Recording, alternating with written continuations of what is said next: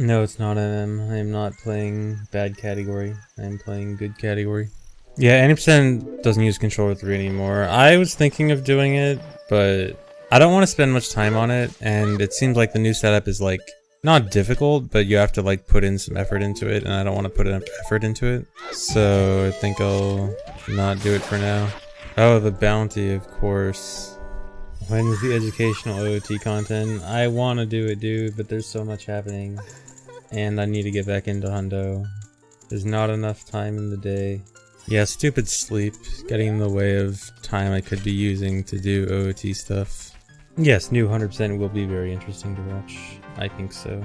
Hardest part of the new route, probably DC hover. For skipping hookshot. Alright, I want to get it 5 times in a row. If I can get it 5 times in a row, I'll move on. 3. 4. Joke.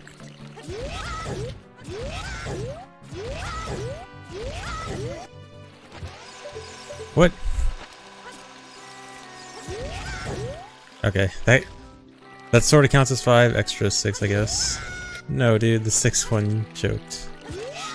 Oh no, I was waiting to put on the bunny hood. That's why I was failing it so much, of course. Yeah, you gotta make sure to put on bunny hood for that trick. Best part of bunny hood. I don't save all my past broadcasts on a hard drive. When I'm doing runs, I always have local recordings going on, and I always have those local recordings saved, at least for a certain amount of time. I don't save them forever, but usually if I get a PB, I'll try to save them forever, but I usually local record runs and then clean it out every now and then. I actually haven't cleaned out my local recordings in a long time. I need to do that soon. But when I'm not doing runs, I usually don't record. Like, I'm not local recording right now. And so this stream may be lost permanently to time because I'm not local recording it right now. Yes, for runs, everyone should always local record their runs. No excuses, everyone. Well, I mean, I guess people do have excuses. Some people's computers just suck. But you should always try. Please local record your runs. Yeah, I lost the time like my first Breath of the Wild playthrough. That sucked. Yeah, like when Breath of the Wild 2 comes out, I'm gonna make sure to archive my entire playthrough. Always use a backup cell phone camera. Okay, if cell phone camera is your backup, maybe you don't need a local record. I have to press Z like 3 times in a row. It's weird. Oh yeah, dude, inverted cam.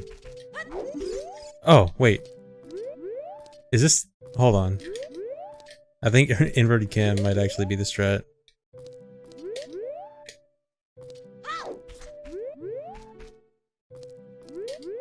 No. MM ruined my ability to do OOT inverted cam. Why is Zelda's letter so late? We do a combination of SRM and RBA with Poacher Saw to get Zelda's Lullaby much earlier. And the entire reason this was early on in the first place was just because Lullaby is really important. But since we can get Lullaby a different way, it means that it's not so important to put this early on in the run. And it's just faster route-wise to put it on later.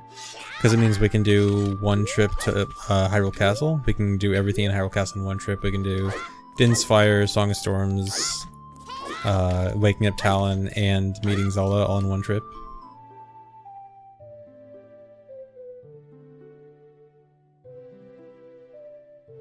Yeah, and then what Skirty said, because if we do this after we beat all the child dungeons, then right after Lullaby, we're placed directly into the Ocarina of Time cutscene, which is really convenient.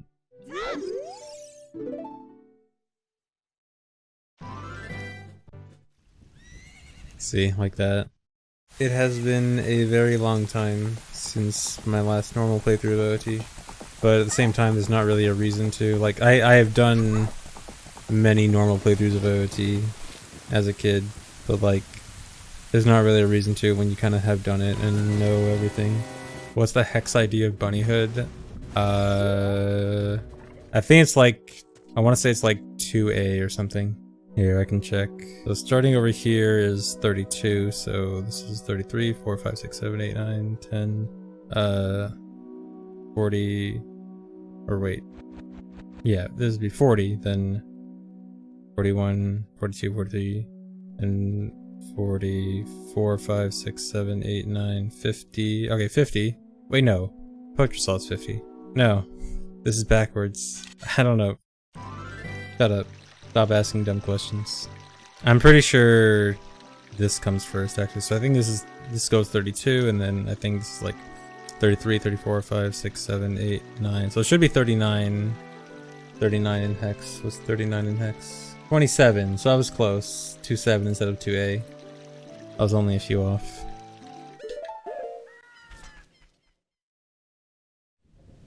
Oh yeah, we skipped the graveyard entrance cutscene. That's so interesting. We do all of 100% without ever entering graveyard from the front. Which I think is neat. Yeah, do the Hess like this. Yeah. Too wide there.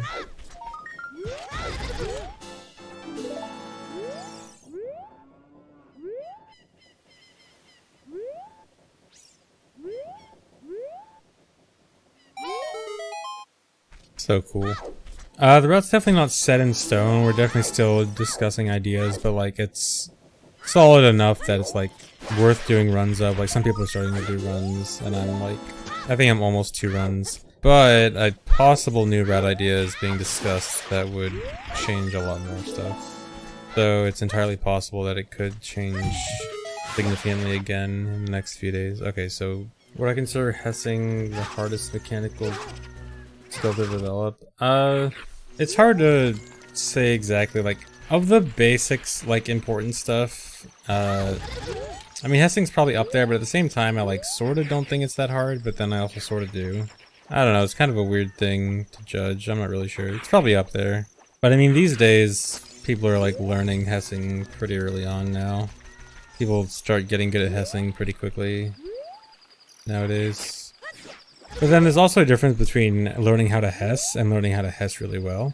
Like, there's a difference between being able to Hess like across Hyrule Field and being able to do, like, for example, the full Wasteland Hess.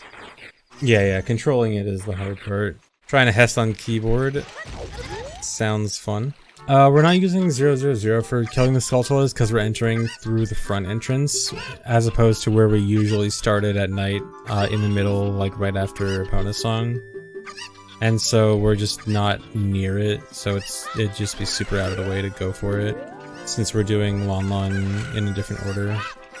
You could not run OOT on a Smashbox legally because there's a rule against analog to digital buttons, and that's what a Smashbox does because control stick inputs are on buttons, which essentially means you could have an ESS button, which is obviously a big no-no. Yeah, if you did have an actual control stick for movement, then that'd probably be fine. Because the big issue is analog to digital or some other sort of added functionality. And if you're using a control stick for movement and you don't have like turbo or an ESS button or anything crazy like that, then you're probably fine. Completely fine to play on an iPhone. Well, our emulator rules do not include emulators, do not include mobile emulators, so not quite. If you can get your iPhone to somehow run on N64 or VC or something, or if you could use your iPhone as a controller while playing on VC or N64, then that would be allowed, I think. Not quite sure how that's gonna work out. I guess you probably could do it. You could probably have some kind of wireless receiver attached to an Arduino that gets plugged into the GameCube controller port, having it receive inputs wirelessly from the iPhone. Who wants to go make it? I don't quite think you can make Bomber's code 6969, considering the possible numbers are 1, 5 digits, and 2. Well, I guess 5 digits works for both length and possibilities for each one. I mean, I guess you could make it 4 digits, and you can make it 0 to 9, and then you can do 6969. But that would require quite a thorough rewrite of the Bomber code, the code for the code. I love that this route gets the Gold Gauntlets tunic on the Gerudo guard. Man, Gerudo Fortress is super boring now. It's just like bringing the Gerudos part was already boring, but at least it had like ass chests to look forward to and quiver dupe and stuff. And now it's just the only interesting thing is Ice Arrow, Weird Shot, and GCG. The pacing of this run is so weird because like the entire first like 2.5 hours now is all really fast. It's like the whole 2.5 hours, whole first 2.5 hours, there's like very little slow stuff. Like Child 2 maybe, but even Child 2 is pretty good. And then like, once you get to Child 3, like, the run is kinda garbage until Fire Temple. Well, not garbage, but the run is like so much slower paced in the last hour than it is like the previous 2.5. Well, we do lose Hookshot Jump in Dodongo's Cavern, but it's replaced by hovering up Dodongo's Cavern, which is also really cool. So it's like, it's not just losing a trick, it's losing a trick and getting a new one. So it's a trade-off. Am I fiending for any percent? No.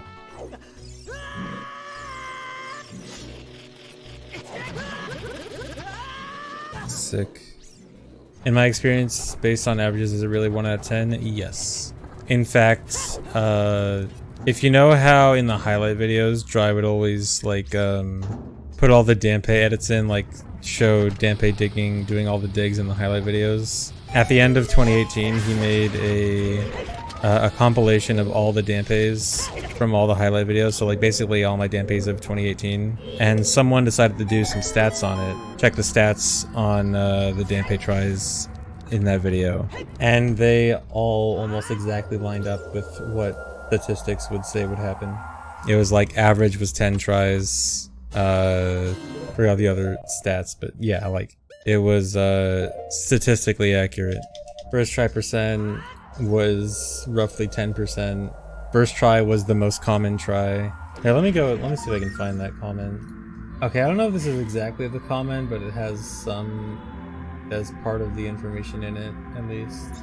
So yeah, someone posted this in the comments. So total segments of digging 88, total digs 902, highest dig 38, most common first try, second place third try, which I guess really then second try should actually be the second most common, so like slightly off of what statistics would predict there, but you know, pretty close. And yeah, average 10.25. So yeah, that's like perfectly statistically accurate. Not perfectly, but a large enough sample size that the law of averages makes it average. So yeah, I thought it was really interesting that the Dampe statistics lined up so well. Now, in case anyone ever wants to accuse me of cheating, getting too good of a Dampe, now I have hard evidence. Math actually works IRL, I know, right? What happens if you play Megalovania in the Blue Warp? I don't know. And I don't want to find out.